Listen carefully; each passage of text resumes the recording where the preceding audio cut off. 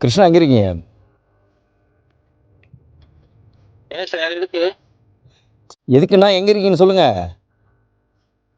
இங்கே கீழே தான் நிற்கிறேன். கீழேண்ணா எங்கே? ஆஃபீஸ் கீழேயா? ஆமா. சரி, அங்கே இருங்க, நான் அதை வரேன்.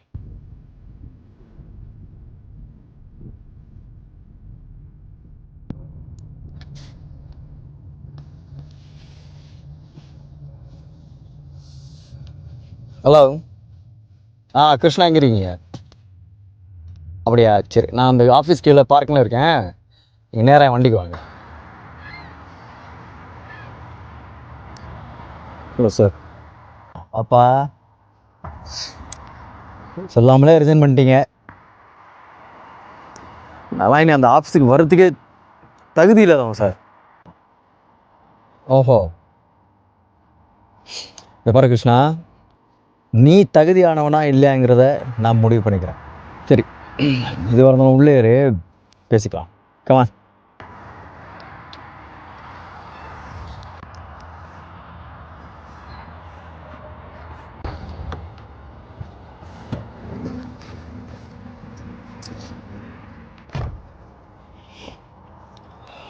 கிருஷ்ணா, நான் ஒரு திருக்குறள் சொல்கிறேன், கேளு.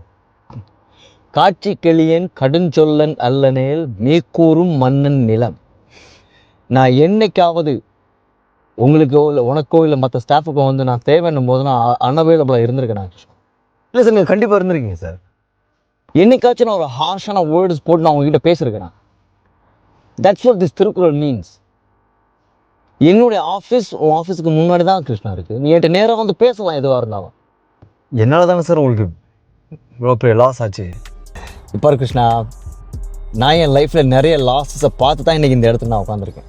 நான் இங்கே இருக்கேன்னா அதுக்கு காரணம் நான் மட்டும் கிடையாது, நீங்கள் எல்லாருமே. நீ காலையில் 9 மணிக்கு ஷார்ப்பாக ஆஃபீஸுக்கு வந்துரு, ஓகே? இதெல்லாம் நான் பார்த்துக்கிறேன். நான் cheer up. That's my boy.